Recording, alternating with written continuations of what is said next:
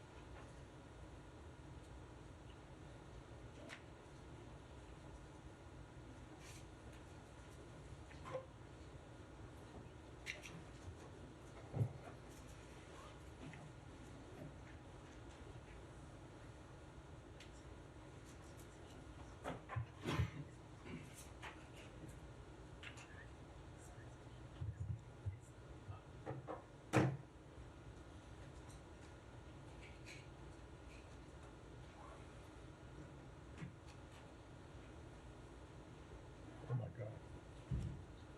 Is Mother's Day this Sunday? Yes. Oh my God. Wow. It's your father's. Yikes. This is a special one for you, Kylie. First one.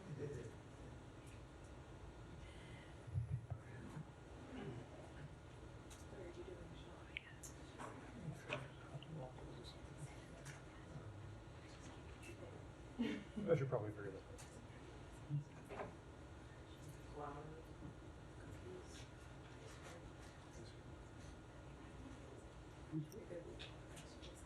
Yeah, it's gonna be one.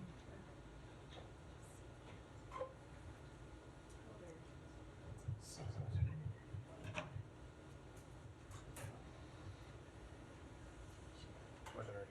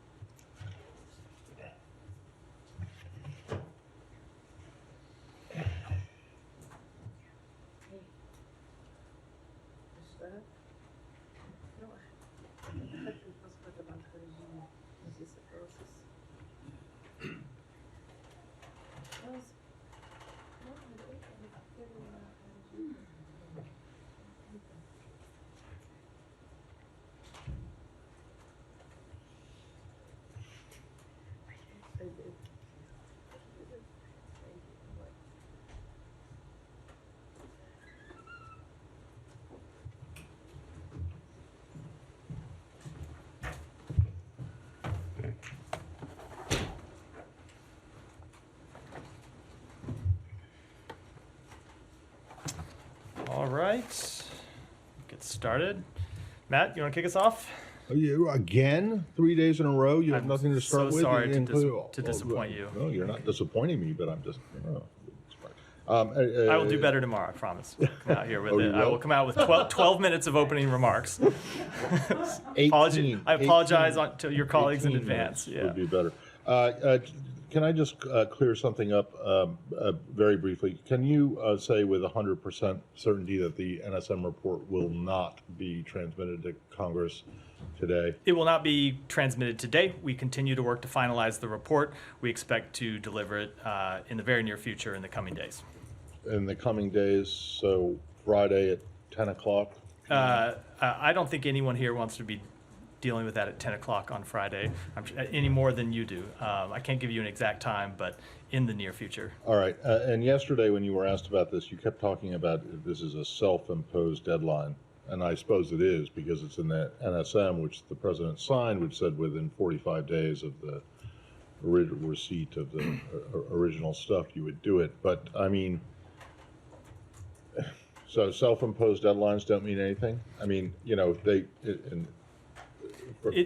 for the government? So it is. If I tell my editors I'm going to have a story done by Friday, and then I say on Friday morning that sorry, I can't do it, Sure. do it until, can't wait until So, Monday. Con- But that's so one thing. Congress But is not if our you editor. guys- Congress is a co-equal branch, But not our if you editor, just to be guys- clear. But if you guys say that we're going to have this to you in 45 days, and then you don't, what does that say about how serious you take this? We have taken this incredibly seriously, and we will have it up in the coming days, but it is also important that we get this right, that we do a thorough job. This is the first time the department has conducted such an exercise, and so we are taking all deliberate care to make sure that we get everything in it absolutely correct, and it will be just a brief delay.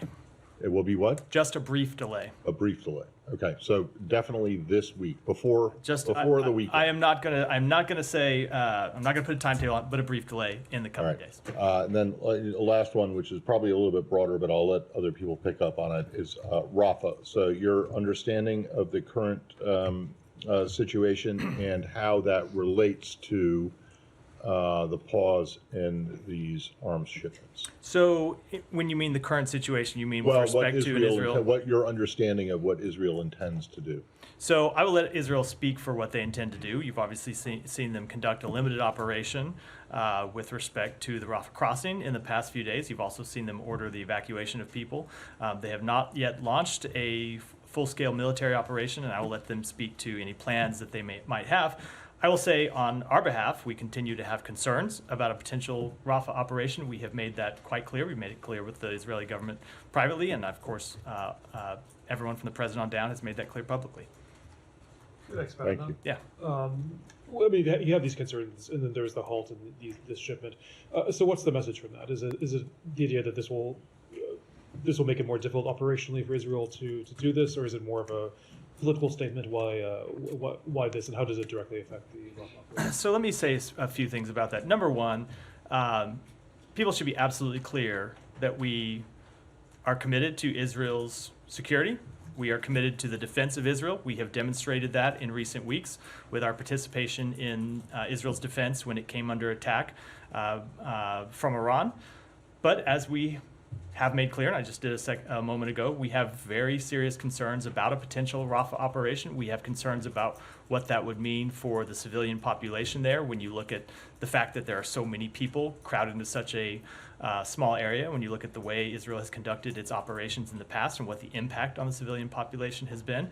And we also have concerns about the impact of any potential operation on the delivery of humanitarian assistance. So we have paused one shipment of near-term assistance, and we are reviewing others. But that said, our long-term commitment to Israel's security has not changed. Sure. I mean, expanding on that, I mean, if I understand right, it's a pause. It's not that this has been completely ended. I mean, it's a halt in the shipment of these. I mean, is there a timeline for when that? Are you waiting to see what happens in Rafah before making a decision? Is there a timeline? I don't have a time frame to offer you, but we have always made clear that our policy determinations are dependent on Israel's policy determinations. Sure. And just one more thing. I mean, as you know, they already do have these bombs in their arsenal. It's not these would be the first ones. Is there a message to communicate to the Israelis that they should not be using these weapons in Rafah or elsewhere? I'm not going to speak to anything beyond the current pause of assistance. The one shipment that we have currently paused in the review of others, I'm not going to speak to any further long-term implications. I think the most important long-term implication is the one I said, which is that we do remain committed to Israel's security. We remain committed to Israel's defense. But in the context of the unfolding situation in Rafah, it is a place where we have very serious concerns, and that's why we take the actions we take. Yeah. Just to follow up on that, what exactly are you asking Israel to do in order for this pause to be lifted? I am not going to get into our internal conversations with the government of Israel. I will say, however, we have been pretty clear about what we want to see when it comes to an operation in Rafah, and that's what we don't want to see one go forward. We do not believe Israel has presented a credible humanitarian plan that would account for both the potential harm to civilian life of an operation in such a crowded area, or for properly evacuating and caring for the over 1 million people who are there. We just don't believe it's possible to move those people to other places inside Gaza, and we have not seen a plan to take care of them if they were moved to other places. And so that's what we have made clear, is that we don't support such an operation. And if they continue on with these limited incursions, like we're seeing, happen at this moment, do you expect there will be further pauses? I'm just not going to speak to what actions we might take in the future. We make these assessments day by day based on what is happening on the ground and make our appropriate policy determinations based on those facts. Just to dive in a bit, you mentioned looking at the way Israel has conducted operations in the past, that is weighing on this decision to pause now. So what is it in the way Israel has been operating in Gaza that means you don't think it's right to provide 2,000-pound bombs? So what I was referring to when I said we don't want to see an operation go forward in Rafah because of the impact that we have seen in previous parts of the campaign is go back to something the Secretary has said a number of times when he's been in the region, and that is intent is one thing, results are another. And we have seen Israel take important steps to improve deconfliction, to improve coordination, to try and limit the impact on the civilian population. But the results still have been far too many innocent civilians dying. And so when you take those results that we have seen over the course of the campaign, and then you transpose them over a landscape in Rafah where you have more than 1 million people in such a tight area, people who have moved from Gaza City, who have moved from Khan Yunis, who have moved from other parts of Gaza, and all crowded into Rafah, all of those concerns that we had previously are magnified when you think about how they would operate in such a dense area. There's also an additional concern that we've made clear, which is that the Rafah area is the center for the distribution of humanitarian assistance, most of the distribution of humanitarian assistance in Gaza, both because that's where the civilian population is, because that's where they've moved, and also because that's where the two principal crossings that have been open for months now also exist. And so there is no way to replace the delivery of humanitarian assistance through Rafah and Kerem Shalom, and then the network that has been set up inside Gaza, headquartered in Rafah, that would be severely disrupted, severely jeopardized by kinetic action. But just specifically on the impact in terms of bombing, because what you've held back is these 2,000-pound bombs. Does that mean? I mean, the president has talked about indiscriminate bombing in that campaign, but is there some kind of assessment that U.S. weapons have been used in an indiscriminate way,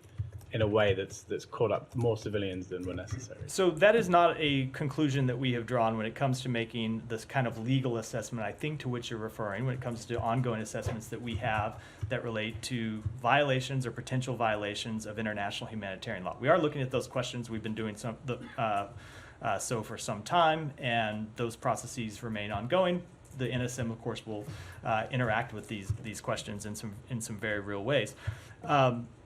But that said, even aside from those questions of compliance with international humanitarian law, when you see the results of the campaign to date, you've seen too many Palestinians die. And so when you look at those results, and you, as I said a minute ago, and you try to imagine a repeat of such a campaign in an even more dense area than where Israel has operated to date, that's why we have such great concerns. Right. I guess I'm just trying to understand how in the conflict up till now, you haven't made that conclusion, but you're able to say for Rafah, this is just beyond what we're willing to see our bombs. We have been clear for some time that the results were not acceptable. You've heard the Secretary speak to this a number of times when he's been in the region. I think it was on a trip last December when he talked about steps that they briefed us on that they were taking to improve civilian protections. And he said, look, the intent seems to be there, but we're going to judge them on the results. And the results that we saw in the months unfolded after that, including in the campaign in Khan Yunis, was still far too much loss of civilian life. I think we've spoken to that a number of times. And so the thing that is different in Rafah, different's not quite the right word, but the thing that heightens the concern in Rafah is you have so many more people in such a dense area. And so all of the concerns that we had previously are magnified when you look at the impact of all the people that have moved into such a dense area, as well as the humanitarian assistance concerns that I've been detailing. And just finally, I wonder if you can just be clear, there are these larger bombs that have been held back. There's also reporting about JDAMs that were included, and these are kind of tail kits to help target bombs. Are you also holding them back? Related to I am not going to speak to specific weapon systems. I will say we have withheld or paused one shipment. I'll let the Pentagon speak to that, because once you get into the realm of actually shipping weapons, that is a Pentagon function, not ours. But then we are reviewing other potential weapon systems, and I'm not going to get into the underlying details. Tom? Do you have any update on operations at the Rafah crossing? I don't. So let me speak kind of beyond Rafah and talk about what we've seen with respect to humanitarian assistance today, if that's okay. That's a good question. You didn't ask, but it's related. So Kerem Shalom opened today, open for the delivery of humanitarian assistance, but at least as the last update I got before I came out here, we didn't actually see humanitarian assistance move through Kerem Shalom because of logistical and security concerns on the ground. And that also relates somewhat to Rafah crossing, because what didn't happen today is fuel going in through Rafah crossing. And so we think it's critical that Rafah be open for fuel, because without fuel deliveries into Rafah, humanitarian assistance that comes in through Kerem Shalom can't actually be delivered. The two are critically linked. So it's why we pressed to have not just Kerem Shalom open, but Rafah opened. Didn't open today, didn't open for fuel today. We're going to continue to push for that to happen. Okay, but so you just said you haven't seen movement from Kerem Shalom on the Gaza side. Correct. We didn't. So we saw Kerem Shalom open today, from the actually Israeli open side, for deliveries, yeah. but then trucks didn't move in because of some of these logistical and security concerns. Okay, so but I mean, basically, you're back to a situation that you were in the first weeks of the war, where you've got nothing open apart from areas where there's not much happening at all. It seems, according to aid groups. That seems very significant. And on Rafah, I mean, you've called it a limited operation, but the Israelis are occupying the Palestinian side of the Rafah crossing. I mean, that's quite a big move on the ground. And so I wonder what you see as the future for both, aid supplies getting in, Palestinians who desperately need hospital treatment getting out. We've heard this morning in a briefing from some NGOs saying they can't rotate their teams, they're stuck, the ones in Gaza, they can't get out, they can't get humanitarian workers in, they don't have Israeli visas. So this is now potentially a very big problem. And it was a signature achievement of the president after a couple of weeks. He said, or you've been saying, to get Rafah open, you're now all the way back 7 months of what you had then. So let me speak to the first one, and then I'll come back and address the second. And if I've forgotten to address some of the aspects of it, I would appreciate a follow-up. So when it comes to the level of humanitarian assistance, the results as they are today are just unacceptable. There's no other way to put it. Something that the president made clear on the call that he had with Prime Minister Netanyahu on April 4th is that there needed to be a dramatic change in the delivery of humanitarian assistance into Gaza. And in the wake of that phone call, we saw Israel take steps to improve the delivery of humanitarian assistance. One of those was the opening of Erez Crossing, which does remain open. One of them was the opening of Ashdod for deliveries through Ashdod that would then go in through Erez, and there are other steps as well that we've detailed a number of times in this briefing. When the secretary was in the region last week, one of the messages you heard him deliver over and over and over is that it was critical not just that the increase in humanitarian assistance continue, but that it be sustained. That the dips in delivery of humanitarian assistance that we have seen at previous stages of this conflict could not be repeated, that those dips would be unacceptable. Now, this week we have seen a fairly dramatic dip in the increase of humanitarian assistance. And so we are making quite clear to the government of Israel that we need to see those decreases reversed. We need to get back to where we were, and we need to see the levels continue to increase and see those sustained, and that is why we need to see Kerem Shalom and Rafah opened. To Rafah specifically, on your question about Rafah. Rafah is absolutely critical for the delivery of, as I said, fuel into Gaza. There's a fuel depot that exists right at the Rafah terminal, I think on the Gaza side of the crossing. And it has also been the primary entry and exit point, as you said in your question, for humanitarian aid workers to get in and out of Gaza and do the important work that they need to do, that we want them to continue to do. So it's absolutely critical that that crossing open, that it remain open, and we're going to continue to press for that. I think I might have left out one aspect of the Sure, question. I mean, so, how sustainable is it to have Israeli control on the Palestinian side at Rafah Yeah. crossing? With all of the problems that potentially brings, what's your, first of all, assessment to how feasible and sustainable that is, and do you have an alternative policy you're going to put to the Israelis on So that? I don't have an assessment to offer of the short or long-term sustainability. I will say our position on what ought to happen to Rafah crossing and control of the Rafah side of the crossing has been quite clear for some time, and that's that we want the Palestinian Authority united in Gaza and the West Bank to ultimately assume governance in the West Bank. That's where we want to get to, and of course that would include governance of the Rafah crossing because they would be the controlling government authority. Now, what happens in the time between now and then ultimately is a question for Israel. Israel has seized that crossing and Israel is in control of it now. So it is Israel, the responsibility to open that crossing and make sure that it is running effectively right now is a responsibility of the government of Israel, which is why we have made clear to them that they need to open the crossing as soon as possible and make sure that aid deliveries can come in, make sure that humanitarian aid workers can come in and come out, and make sure that the delivery of humanitarian assistance isn't further impeded. Said. Thank you. Just to follow up on what Tom and Matt raised. On Rafah, let me ask you a straightforward question. You think the incursion happened with U.S. okay or with total defiance? I'm talking about the Israeli of the United States position. It did not happen with our approval. It did not happen with your approval. No. Okay. All right. So let me ask you about this then. I mean, you mentioned that aid workers can only go through Rafah. Would the United States ask Israel to allow aid workers to go through the other points of entry? So I don't want to get into what steps we might take, what further steps we might take. The first priority is to get Rafah open, Right. period. And then we'll take other questions day by day. Okay. So do you expect that the Rafah crossing will be open anytime soon? One of the lessons I have learned Okay.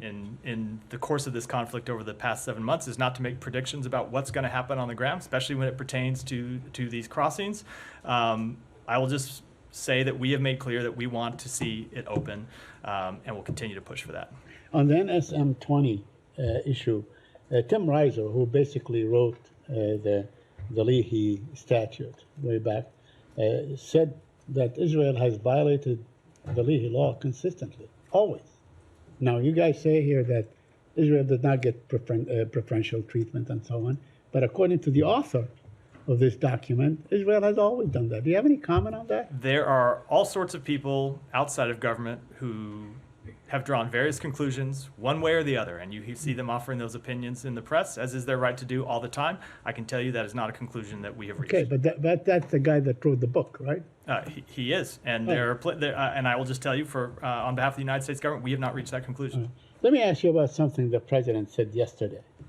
He said that Hamas is motivated by the ancient desire to eliminate the Jews. Is that the thinking in this building, that Hamas is only motivated by ancient desire to eliminate the Jews? Is that the thinking in this building? That is what Hamas has said.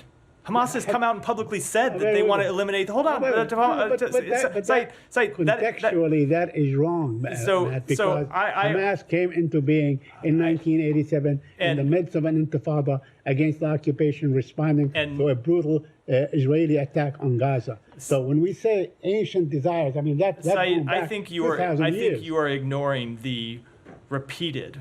Right. Over years and years of anti-Semitic statements by Hamas saying that they are committed to the destruction of the state of Israel and committed to the death of the Israeli people. Right. I don't think that's a very controversial statement. That is well documented. Hold on. Let me finish. Hamas has been quite clear what their goals are when it comes to the Israeli people, and that is the total elimination of the Israeli people. We have seen them say they wanted to repeat the attacks of October 7th again and again and again. Right. So yes, the president was absolutely right in his He was comments. absolutely right that they are motivated by ancient desires. That is what they have made that clear a number of times. Thank you. Thank you, Matt. There is reports that Israel is using white phosphorus in Rafah. Do you have any? Any information? I have not seen those reports. I'm happy to look Will into you it. take it? Will you look? Yeah, into that's what I it? said. I'll take it and look into it. And yesterday you said that this operation is limited, and you're still hoping that Israel is not going to go with the bigger operation. But what difference does it make when they evacuate 100,000? And yesterday there is videos of them attacking tents that has refugees, including kids. I think there's like tens of kids who have been killed yesterday. So in the end, I mean, the results are the same. So Let me just differentiate two things. When we spoke about it being a limited operation, when I spoke about it here, I was speaking specifically to they're taking control of the Rafah crossing. When it comes to the evacuation of 100,000 people, we made clear that we don't want to see that happen. We don't think that there is sufficient place for those people to go. We think that an evacuation order of 100,000 people will actually lead to more people moving and going to places where there's not sufficient care for them. So no, that is not something we support. Okay. And finally, what message does the State Department send to people who really truly believe in the respect of international law, of the Geneva Convention? When you have lawmakers in the US are threatening the ICC judges of basically sanctions if they indict Netanyahu, when you have an important report to look into whether Israel is misusing US weapons against civilians is being delayed, when there is a unit in the US Army, in the Israeli army, that's being accused of gross human rights violation in the West Bank has been pushed aside.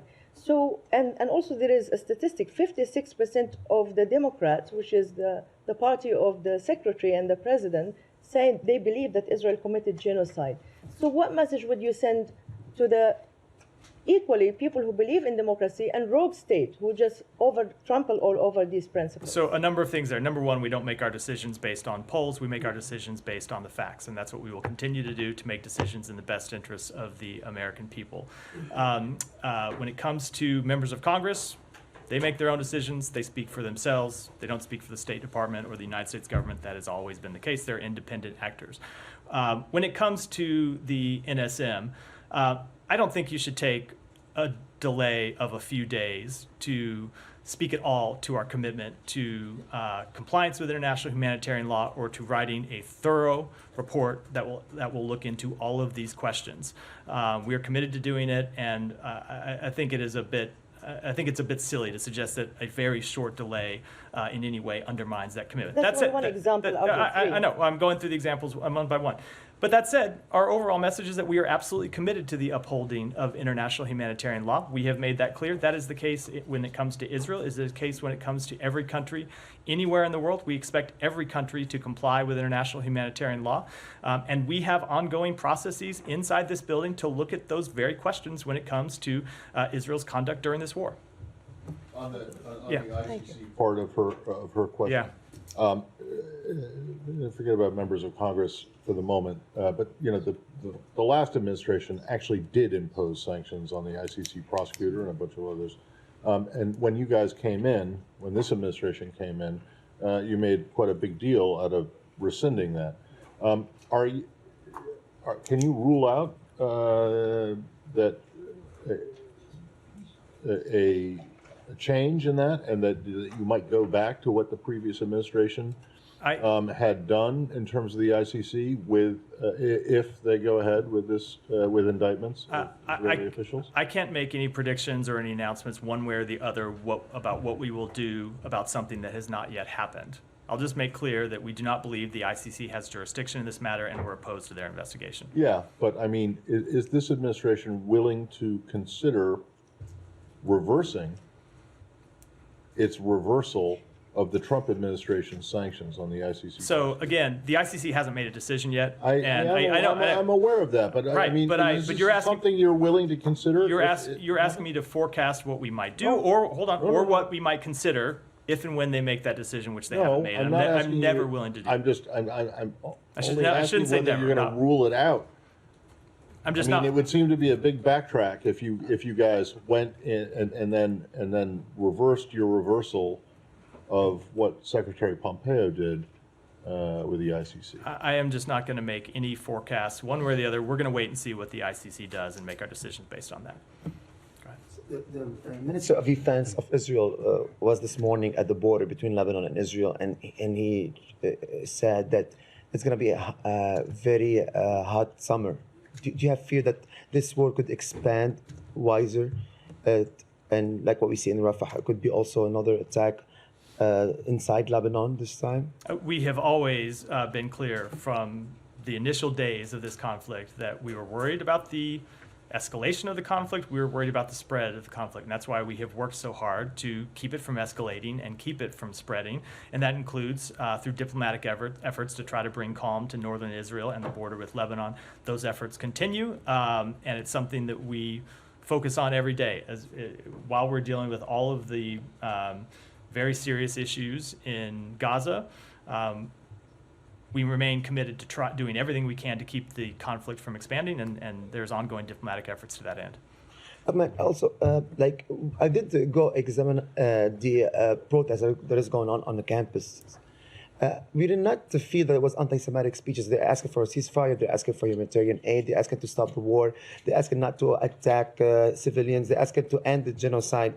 So why President Biden said, "Oh, we will not allow these protests to keep on going," while they're asking for human things that this administration has been always a big advocate for human rights and democracy, and now we see that this democracy has been oppressed on college campuses. The whole world is kind of like watching America is going down in democracy like this, especially comes when. I would completely disagree with that assessment of the state of American democracy. Let me say, first of all, I would largely defer to the White House to speak to that, only because it's largely a domestic matter, and as I think you know, here at the State Department, we usually speak to international and diplomatic matters, not concerns that happen here in the United States. That said, the President has made clear, and the Secretary has made clear when he's spoken on this issue, that we are absolutely committed to Americans' right to free speech. It is one of the things that makes our country great, but at the same time, other students have the right to go to class, to go to school, and those rights shouldn't be impeded either. And beyond that, I will, as I said, refer to more domestic sides of our government to speak in any detail. Go ahead, Alex. Thanks, Matt. A couple of separate topics. On detained American citizens in Russia, I was hoping you could help us with the numbers here, because White House yesterday confirmed 2 cases. We were aware of another case back in April, and that's on top of 3 other cases, Paul also and Evan. How many cases actively you guys are considering right now? How many of them are deemed to be wrongful? And you're seeking actively access to them? Let me go back and get you a kind of full accounting for that. There are obviously the 2 cases that we have announced as wrongfully detained, Paul Whelan and Evan Gershkovich. There are other Americans who are detained, people whose release that we have called for. And then there are other Americans who have been detained for any number of various alleged issues, and those are sometimes in a slightly different category. So I don't want to be misleading. Let me take it back and get you an actual answer. What's your sense of why this is increasing these days? Are they seeking some prisoner swap? That's why they are. So we have been quite clear that Russia has detained Americans for not legitimate law enforcement reasons, but because it wants to hold them essentially as hostage and trade them for potential prisoners. It's one of the reasons, if you look at the D indicators on our travel warning, it is one of the reasons why we have been so crystal clear that Americans should not, for any reason, travel to Russia, period. Thank you. On Ukraine, in light of last night's attacks, I'm wondering if it's going to trigger any change on your end in terms of, expediting your support. I don't have any announcements to make. Well, obviously, the Congress just passed a new supplemental. We have already provided announced more than $1 billion in assistance from that supplemental. We are working on other packages. I think you can expect to see us get back to the kind of tempo that we were at before we had this break in funding. So you should expect to see additional funding coming, but I'm not going to give you a timetable today about when we'll make such an announcement. Thank you. I have one more on Georgia, if I may. Yeah. There's an increasing rhetoric, anti-Western rhetoric coming from Georgian Dream officials. Today they announced one more project, so Kremlin-inspired, if you want, incriminating database on opponents without, providing any due process, how they're going to list, those critics. What is your take on, where is this coming from? I don't have any assessment on that particular thing. I will just say that, as we have said in the past few days, we remain incredibly concerned, not just about the legislation that is under consideration in the Georgian legislature, but also the anti-Western rhetoric we have seen out of Georgia Dream's leadership. We think that puts Georgia on a precarious trajectory. We think it jeopardizes their Euro-Atlantic path, and it quite obviously jeopardizes the relationship between our 2 countries. Do you find it puzzling that everything we hear from Georgian Dream officials are, if you want, a reflection of everything we read from the Sputnik or other Russian. I just don't have any further comment than what I just offered. Janie, go ahead. Thank you, Matt. Two questions in Russia and North Korea. It was reported that the Russians attempted to assassinate Ukraine President Zelensky with missiles. Is there anything specific about this? I spoke to this yesterday. I don't have anything further to add to those comments. You could find yet? I don't have anything further to add. I will defer largely to the Ukrainian government to speak to the details of that plot. Okay, another one. A UN investigation team recently announced that North Korea made a missile used by Russia against Ukraine contained the US and the European components. What is the US's reactions on? Let me take back and get you an answer to that. Sean, go ahead. Different topic. Yeah. Hong Kong. I don't know if you have any comment on this. The authorities in Hong Kong, they've banned the song that's sort of the anthem of the democracy movement, Glory to Hong Kong. And today they said that they're trying to get all online platforms, including Google, to take it down. Does the U.S. have any comment on that? And has it been in communication with tech firms on what to do? So we remain seriously concerned about the continued erosion of protections for human rights and fundamental freedoms in Hong Kong, including the freedom of expression. And the decision to ban this song is the latest blow to the international reputation of a city that previously prided itself on having an independent judiciary, protecting the free exchange of information, ideas, and goods. I don't have any specific conversations to read out. How about on the online aspect, like trying to get them to take it down from online? I would say that it goes to my comments about being concerned about the continued erosions of protection, including freedom of expression, and that would include to trying to erase a song from the internet. Direct follow-up on Hong Kong? Go ahead. Thank you. Appreciate it. Sticking with Hong Kong, as we speak, as we sit here, pro-democracy advocate Jimmy Lai remains on trial. In fact, tonight in California, there's going to be a prayer service held for him. But in December, this State Department condemned his persecution, demanded his immediate release. It's now May. We're 72 days into his trial, I believe. Have you received any response from the authorities there after demanding his release? I'm not going to speak to specific responses, but we have made clear for some time, as you said, that we want to see his release, and that remains the case. How closely are you monitoring that trial? Incredibly closely. I can tell you there are people here in the State Department that are following that every day. And then finally, there's an effort, you may know, by lawmakers right now, U.S. lawmakers, to rename a street after Jimmy Lai, where the Hong Kong Economic Trade Office in Washington, here in Washington, is located. Jimmy Lai Way. Supporters say it would signal to the entire world that the U.S. stands in solidarity with those who oppose the tyranny and repression of the Chinese government. Does the State Department support renaming that street? I just don't know if the administration has taken a position on that. It's not something we would generally do here at the State Department when it comes to a domestic matter inside the United States. Thank you. Go ahead. Human Rights Watch today published a report saying Israeli security forces have unlawfully used lethal force in fatal shootings of Palestinians, including deliberately executing Palestinians who posed no apparent security threat, based on documentation of several cases since 2022. I would argue there were probably many before. Have you seen the report? Do you have any? I saw that the report was released. I haven't had a chance to review it in detail yet, but of course, we take any allegations of human rights abuses seriously. It's something that we look into as part of our ongoing processes here at the department. And one more question on the Palestinian Authority. So you're saying that you would like to see the Palestinian Authority take over governing in Gaza, and also the Rafah crossing. We have made sorry, who are you? Well, is there any progress to that end? Is there any movement on plans to make that happen? Is there any talks with the Palestinian Authority on this? So there has been intense ongoing diplomatic efforts to this end with partners in the region about how we can present a plan for a pathway to an independent Palestinian state. As part of that, it would include reunited West Bank and Gaza under Palestinian Authority control, under a reformed Palestinian Authority, I should add. And the Secretary was just engaged in those conversations last week when he was in the region, and we continue to make good progress. And one more on these unity talks between Hamas and Fatah. What is the State Department's view on I just don't have any comment on this at all. Come on, Matt. Come on, Matt. Third, come on. Please don't interrupt your colleague. Go ahead. Don't do that. We just do justice to your podium, please. Go ahead. Come on, Matt. Michael McCall's letter to Secretary Blinken about Robert Mueller's case. The letter has been sent on May 6th. Is the State Department planning to send an answer? So that was 2 days ago. So we've not responded to the letter yet, but we have received the letter, and we will take it seriously, as we all do all congressional correspondence, and will respond to it. I will say, as we have made clear before, there are certain things that we can brief Congress on. This has been something we've spoken to any number of times since this matter first arose, I think last summer.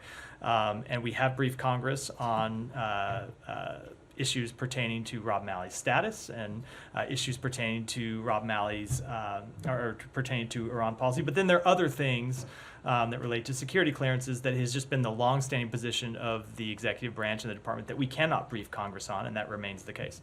Thank you. Go ahead. Yeah. Go ahead. Sir, I see. So few media analysts and experts in few media.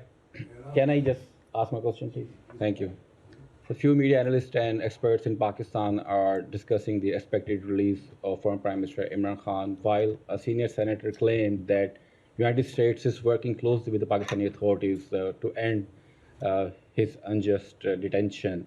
I don't see any evidence of this claim, but is it true or is it fake news? We do not take a position on those matters. Those are matters for the government of Pakistan to decide. The Pakistani military spokesperson said that Tehrik-e-Taliban Pakistan is involved in the suicide attacks in Pakistan, including the killing of 5 Chinese engineers. While we also seen some reports where U.S. asked their diplomatic staff and U.S. citizens to stay away from troubled areas in Karachi and some other parts of the country. How concerning is the security situation in Pakistan for the U.S.? So Pakistan has suffered a great deal at the hands of terrorists. We regret the loss of life and injuries sustained, and offer our heartfelt condolences with those affected by this attack, and remain committed to working with Pakistan to address the shared threat posed by terrorist groups throughout the region. So do you have any comments on the treatment of Afghan refugees in Pakistan? Because after deporting thousands of illegal Afghan refugees, now Pakistani government started deporting those who have their documents, include journalists, students, and even those who were born in Pakistan. What are your comments on this treatment? So we have been close, I've spoken to this before, we've been in close and constant communication with the government of Pakistan on the safety of individuals in U.S. resettlement and immigration pathways. We will continue to work with the government of Pakistan to address any issues or concerns. It is in both our countries' interest to ensure the safe and efficient resettlement of those individuals, and we will continue to encourage Afghanistan's neighbors, including Pakistan, to respect the non-return advisory given the dire situation in Afghanistan, and to coordinate with international humanitarian organizations to provide humanitarian assistance and to support the implementation of critical protection screening mechanisms. Hudson, go ahead. Matt, one of the NSM criteria is being an impediment to humanitarian aid.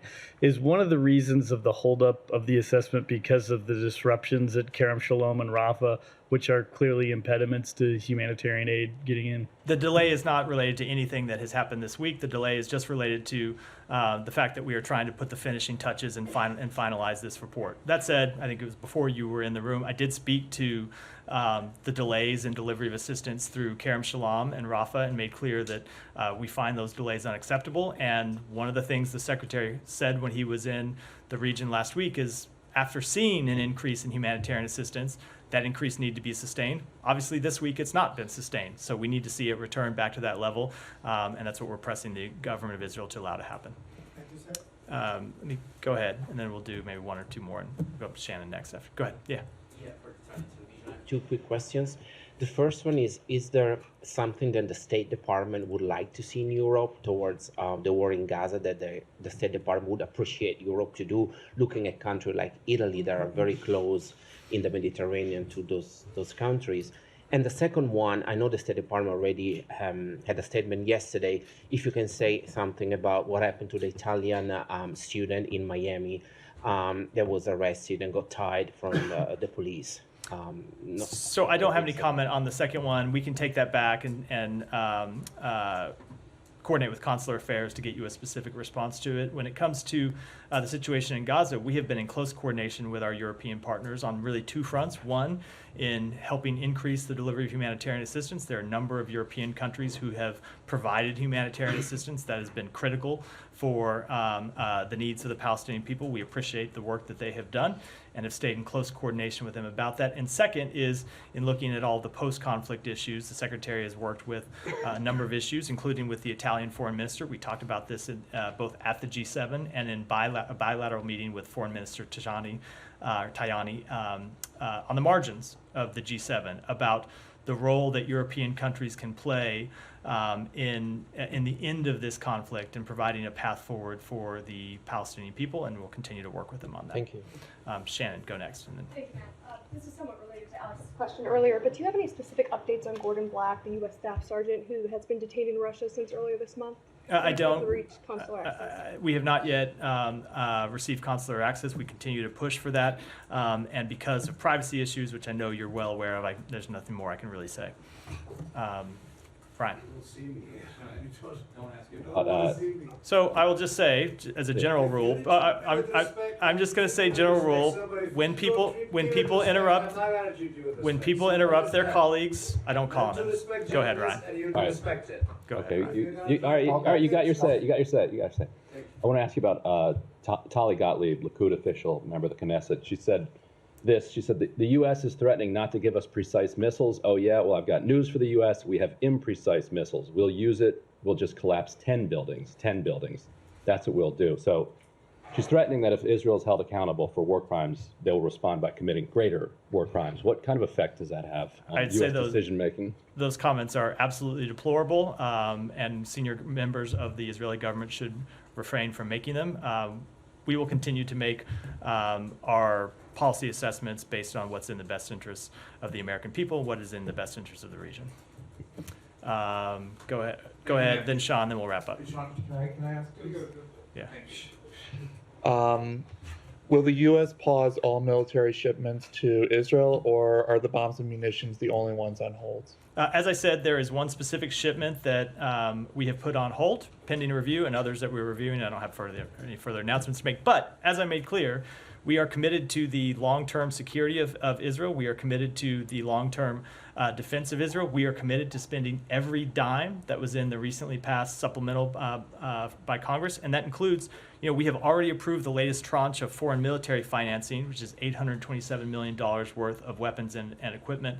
So I don't think people should make a mistake a review that we have taken with respect to some short-term assistance with our long-term commitment to Israel's security. And then lastly, is the administration concerned that Republicans in the Senate could place holds on nominees, like for state, until the hold is munitions and bombs for Israel is lifted? The GOP has done this practice in trying to get the administration to reverse certain policies. Yeah, we have seen members of Congress put holds on our nominees for a number of reasons unrelated to those nominees' specific qualifications or the jobs for which they have been nominated.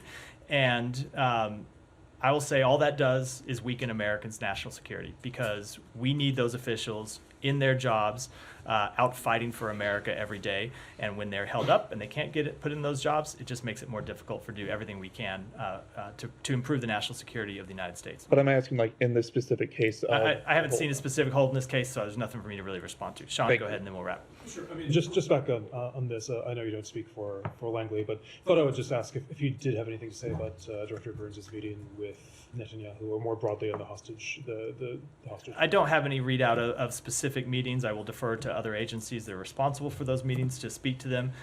It does remain our assessment that a deal is possible, that a deal is within reach. There is clearly space to reach an agreement, and we are going to push to try to get one over the line. With that, we're wrapped for the day. Thank you.